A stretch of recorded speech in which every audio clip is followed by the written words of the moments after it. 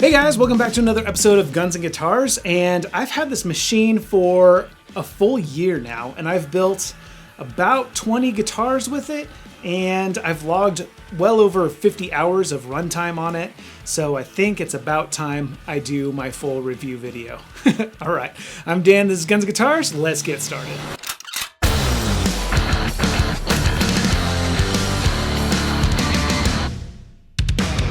If you didn't catch it, last year at about this time, I was so excited to unbox this thing and put it together and give it a test drive, and I made a video about that, and so it's definitely worth checking out, especially because there's some money-saving tips and tricks in there about how you can kind of get up and running for a little bit cheaper than you might expect. So, why do you want a CNC Labs Longmill Mark II 48x30? Well, firstly, it's the largest CNC machine that you can get for less than $2,000, and trust me, I looked. And even in today's economy, I think you'd be hard-pressed to build one yourself just from parts for less than $2,000. And that obviously requires a bit more knowledge. So it's pretty incredible that CNC Labs offers such a large machine for such a low price. Now, typically with machines this large, you lose a lot of like stiffness and rigidity, and that's just not the case because of the awesome engineering that CNC Labs has put into their long mill. Because of the custom D-shaped design of their aluminum extrusions, they're able to maintain a really stiff frame over a really long distance. And so along with that, being that it is Acme lead screw driven, it's extremely accurate. So under most usage, if you're really not pushing it beyond its capabilities, you'll never see any sort of deflection beyond the thickness of a sheet of paper. So it's extremely accurate, it's extremely strong. One thing that it's not is fast. Okay, I think it maxes out at about 150 inches per minute, which is not impressive by any means, but it's a lot faster than you're probably ever going to run it anyway. And given that it's so strong, you can actually cut a bit deeper and just go a bit slower, which kind of makes up for it. So that's kind of reason number one why it's the best machine under $2,000 is because it's large, it's stiff, and it's accurate. I guess that's 3 points, right? Point number two is the quality control and customer service. So again, that's kind of 2 points rolled into one. But these are made in Canada, they're not made in China. So there's really good, strict quality control. As a result, it takes a while to ship. It's not because they make them to order, it's because they just can't keep up with the demand because it's such a good machine for such a small price that it's usually like 4 weeks before they ship it. Now that being said, even though they're selling them way faster than they can make them, that would give them a good excuse to not have to have good customer service. But for some reason, they still just have the best customer service in the industry. Anytime I reach out to them for support, I just hear back like that. I mean, within hours. And so it's just really awesome, super cool people over there at CNC Labs. But even if they didn't have the best customer service, probably by far the best thing about this machine is the community support that comes with it. So that's point number three, is the community support. Okay, they've got a forum dedicated to the long mills, as well as a dedicated Facebook group that is extremely active. And again, I mean, if you don't have time to wait for customer support to get back to you, you can post a question in the CNC Labs Long Mill Facebook group, and you will get a response from someone like that. I mean, we're talking minutes, and just the friendliest, kindest people in the world. And that is by far the most important thing when you're choosing a CNC machine. You not only want it to be a good machine and have good customer support, but by far the most important thing is just the community support, because those are going to be the people that are in there in the trenches with you, troubleshooting the same problems and coming up with creative solutions.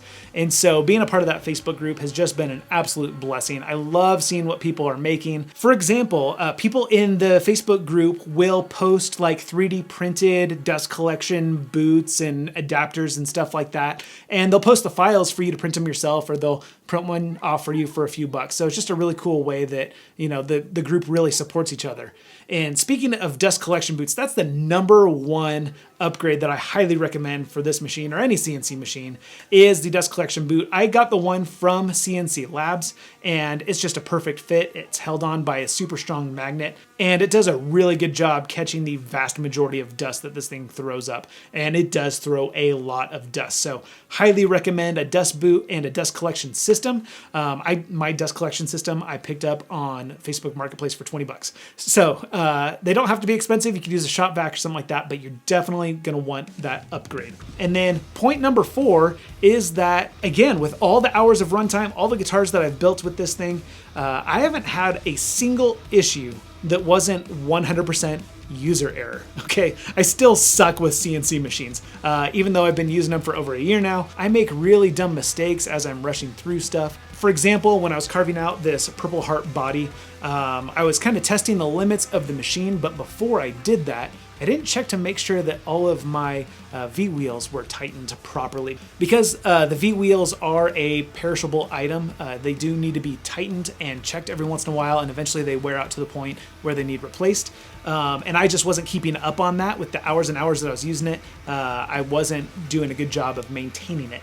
And so what happened is that whole entire Z gantry was shaking because those V-wheels were not snugged up against the aluminum extrusions the way they were supposed to be. And so that caused a little bit of a hiccup. So that kind of gives you an example. The kind of issues that I deal with are 100% inflicted by myself. The machine has always performed beyond what they say that it can do. I've been able to carve deeper and faster than their recommended speeds and feeds with it. Of course, I did end up burning up my router for running it for so long, but again, that's testimony to how strong the machine is. When I was making that video about the easiest way to flatten slabs, that's a big part of what I do as a guitar builder. And so just after hours and hours of flattening, the machine still ran strong, but I burned up the router. But I do want to give you an update because that was one of the things that I recommended you could save money on in the beginning, just trying to get in and going for as cheap as possible. You get one of those Avid Makita clone routers for about half the price of a Makita. And it's been great, except for obviously one went up in smoke, but it was probably more user error. I was running it just kind of nonstop back to back.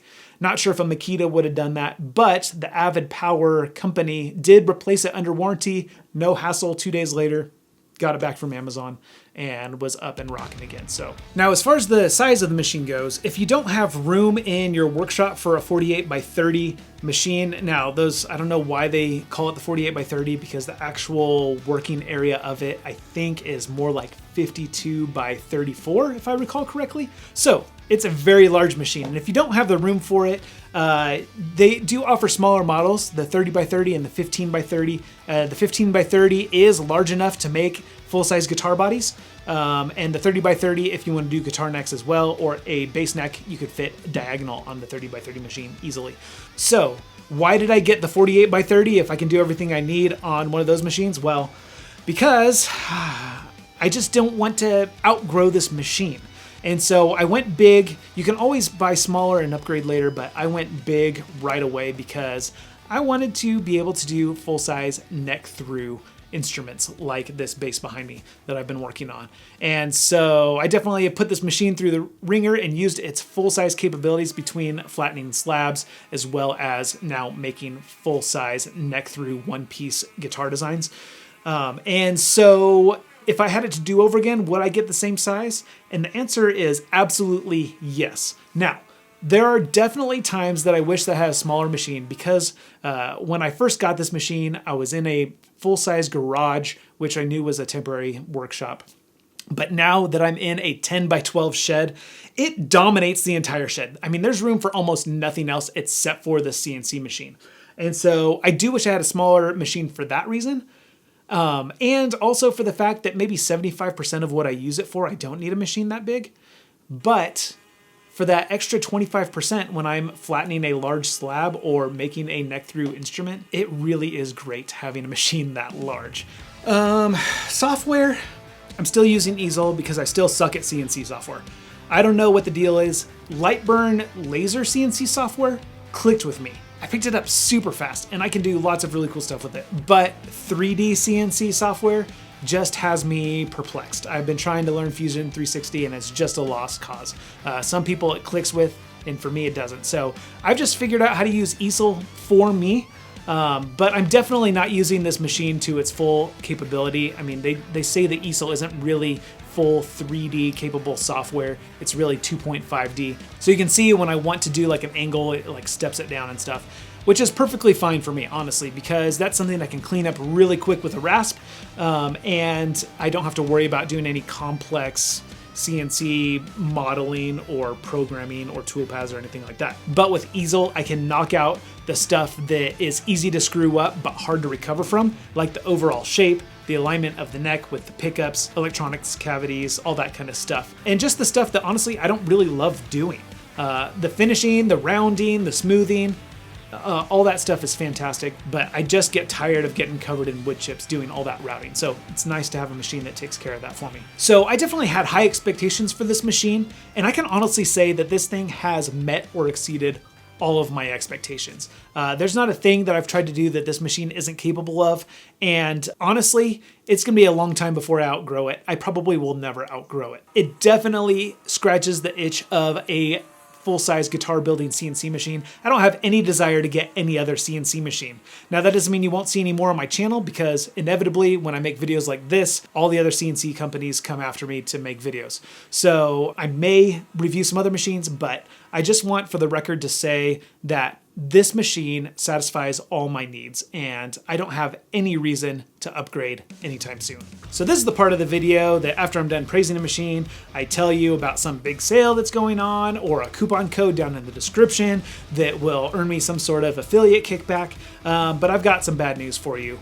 CNC Labs doesn't do any sort of sales or promotions or discounts or affiliates. And so if you want to buy one of these machines, don't hold out for like a Black Friday sale or something like that. They're never going to be cheaper than they are right now. They basically have their sale price year round. And so that price is only going to go up as the economy inflates. So it's never going to be a better deal than it is right now. And if you order one right now, you probably can still get one before Christmas if that's something you're thinking about. So definitely worth looking into. And yeah, I don't stand to make any affiliate commission from this. I don't have a cool discount code to give you.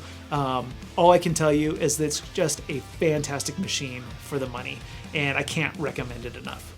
And so hopefully that's good enough for you too. If you want to see me finish this neck through base, to be fair, this isn't a video about me building a neck through base. Since it's just about the CNC work and the CNC work on it is done, you're gonna have to subscribe and watch that next video where I finish that base.